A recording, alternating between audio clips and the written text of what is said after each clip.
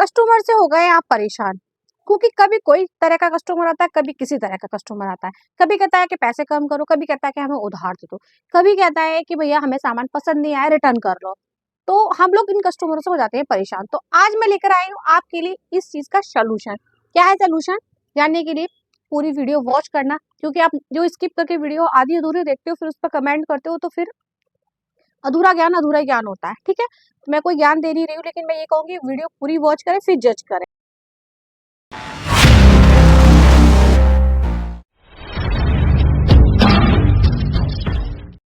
राधे राधे दोस्तों, स्वागत है आपका एक बार फिर से मेरे चैनल दुर्गेश मधु ब्लॉग में। तो हम ये दुकान जो खोल के बैठे होते हैं ना, तो हमें तरह तरह के डेली कोई ना कोई कस्टमर ऐसा मिलता ही है जो हमारा माइंड ना बिल्कुल खराब कर देता है। हालांकि कस्टमर को हमें भगवान का रूप समझना चाहिए, मैं यही नहीं कह रही हूँ, लेकिन प्रॉब्लम हमारी आती है हर जगह। कैसे डील करें, आप लोगों का भी कमेंट होता है कि कैसे डील करें, कि हम बार्गेनिंग कर रहे हैं या। तो देखो फ्रेंड्स, हमें तो कस्टमर के अकॉर्डिंग नहीं चलना है, हमें अपना नेचर बरकरार रखना है। रही बात कस्टमर की, तो एक कस्टमर आता है जो पैसे कम करता है, लेकिन अब हमारे साथ प्रॉब्लम ये हो जाती है कि हमारे हर प्रोडक्ट के पीछे रेट लिखा होता है। क्योंकि कभी मैं बैठती हूँ तो कभी मेरे हस्बैंड बैठते हैं, तो किसी को भी रेट की प्रॉब्लम ना हो उसलिए हम लोग उस पर रेट लिख देते हैं, तो जिससे कि वो उनको दे दे। अब हम ये तो नहीं कहेंगे कि सामने वाला कस्टमर तो पैसे कम करता है तो उसको ज्यादा बढ़ा के बोल सकते हैं। ऐसा हमें बिल्कुल नहीं करना है कि ज्यादा बढ़ा के बोल दो फिर उसको कम करवाओ। ये वहां तक नहीं काम करती है जहां पर आपके रेट नहीं लिखे होते, लेकिन हमारे हर प्रोडक्ट के पीछे रेट लिखे हुए हैं, तो हम पैसे बढ़ा ही नहीं सकते।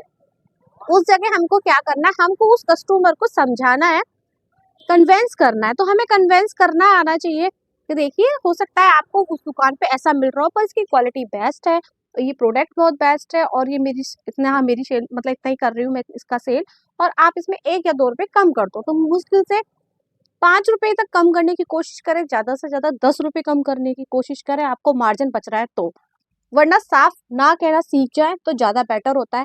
क्योंकि अगर आप हर प्रोडक्ट पे 20 रुपए 30 रुपए ज्यादा, या 10 रुपए से, मैं कहूँगी 10 रुपए भी बहुत होते हैं, इससे ज्यादा अगर आप कम करोगे तो पब्लिक को, कस्टमर को लगता है कि इसके हर प्रोडक्ट पे पैसे बढ़ा के बोलता है, तो उसको आदत पड़ जाएगी हर प्रोडक्ट में पैसे कम करने की।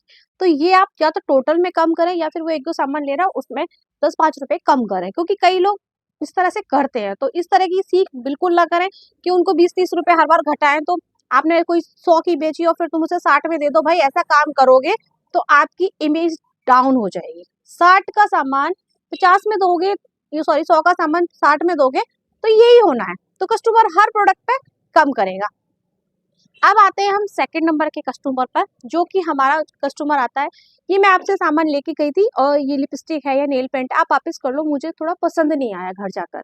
उनके साथ हमें कैसे डील करना है दोस्तों, देखो हम है दुकानदार, तो हमें ये बहुत अच्छे से समझ लेना चाहिए कि हमारी दुकान से सामान निकलने के बाद, आप कोई भी दुकान हो, गाड़ी भी शोरूम से निकलने के बाद उसकी जीरो वैल्यू हो जाती है, वो दोबारा भी वापस लोगे तो कम पैसों में आएगी, है ना।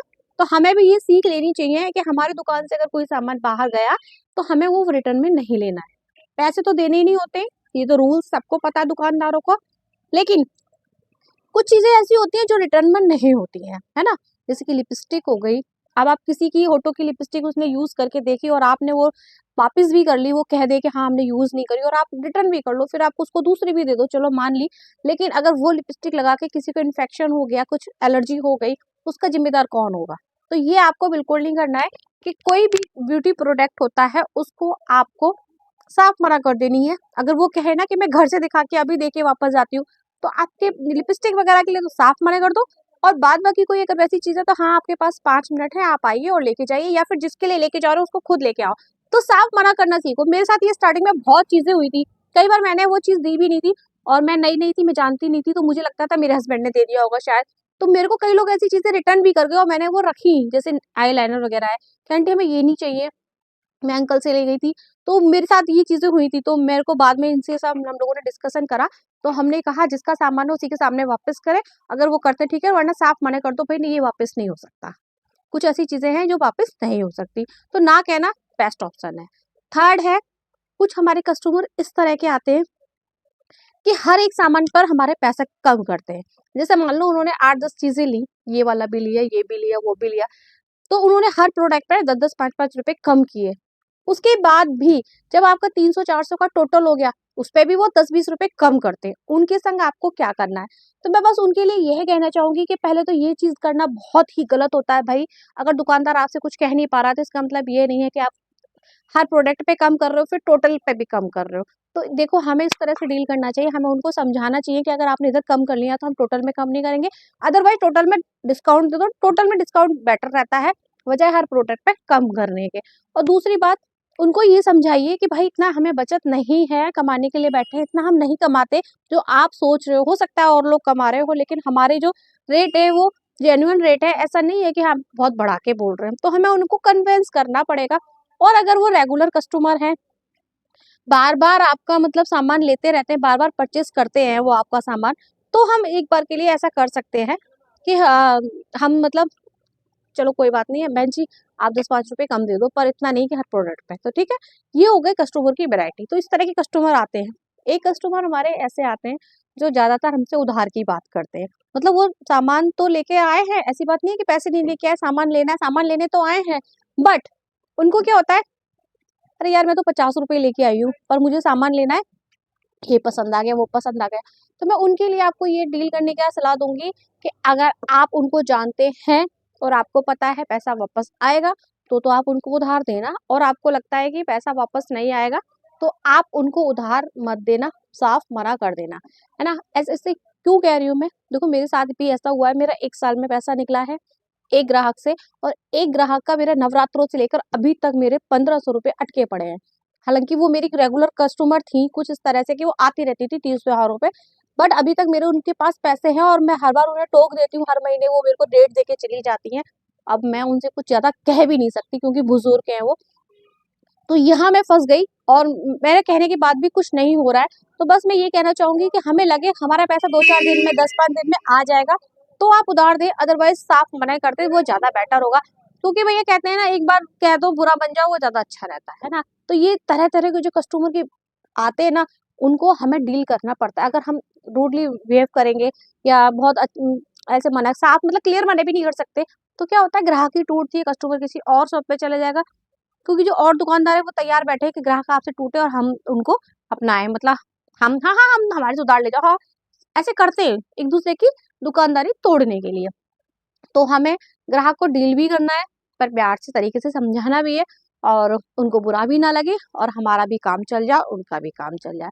तो ये हमारी वैरायटी होती है कस्टमर की, और आप सबके साथ ये होती होगी। मुझे लगता है कि मैं अकेली ऐसी नहीं हूँ जिसके साथ ये प्रॉब्लम होती है, और कई बार तो मेरे हस्बैंड भी परेशान हो जाते हैं इन चीज़ों से।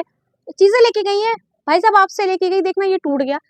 तो मेरे हस्बैंड कहते हैं अभी तो आप सही से अच्छे से लेके गई थी, अब आप वहाँ घर जाके ऊट-पटांग चीज़ें कर रहे हो किसी तरह से, तो टूटेगा ही। लेकिन मेरे हस्बैंड फिर भी उसको चेंज कर लेते हैं। वो कहते हैं कि चलो कोई बात नहीं, हम नुकसान झेल लेंगे, उनको खुश होने दो क्योंकि इससे ग्राहक बनता है। तो वो उनकी सोच है और अच्छी सोच है, ग्राहक बनता है, सच्ची बात है। बट बार-बार अगर ये चीज़ रिपीट हो तो ना कहना ज़्यादा बेटर होता है ना? तो मैं अकेली नहीं हूँ, सब तरह के आप लोग दुकानदार भी हैं और सबके साथ ये प्रॉब्लम होती है, तरह-तरह के कस्टमर आते हैं और तरह-तरह की बार्गेनिंग करना, रिटर्न करना, उधार करना, इस तरह की चीज़ें होती हैं। तो भाई मुझे ज़रूर कमेंट करना आप लोग कि मैं अकेली हूँ या आप लोग भी इसमें शामिल हैं, क्योंकि हम तो रोज़ इस तरह की कस्टमर फेस करते हैं, और आप सब भी करते होंगे। तो वीडियो पसंद आई हो तो लाइक और सब्सक्राइब ज़रूर करना, मुझे हाइप करना, और नेक्स्ट वीडियो आप किस टॉपिक पर देखना चाहते हैं इसका भी कमेंट कर दिया करो, तो मैं नेक्स्ट टॉपिक पे वीडियो लेके आऊँगी। और एक बात और मैं कहना चाहूँगी, वीडियो को लास्ट तक ज़रूर देखा करो यार। ऐसा बात नहीं है कि मैं शुरू में ही सब कुछ बता देती हूँ, कोई प्रॉपर हम वो है नहीं वीडियो बनाने वाले इस तरह से। हम अपना एक्सपीरियंस ही शेयर करते हैं, तो पूरी वीडियो देखा करो लास्ट तक, काफ़ी कुछ होता है बताने के लिए, क्योंकि हम जब वीडियो बनाने बैठते हैं, तो अच्छे-अच्छे पॉइंट हमें लास्ट में याद आते हैं। तो पूरी वीडियो ज़रूर वॉच किया करो। आई होप कि वीडियो पसंद आई हो। बाय, राधे-राधे।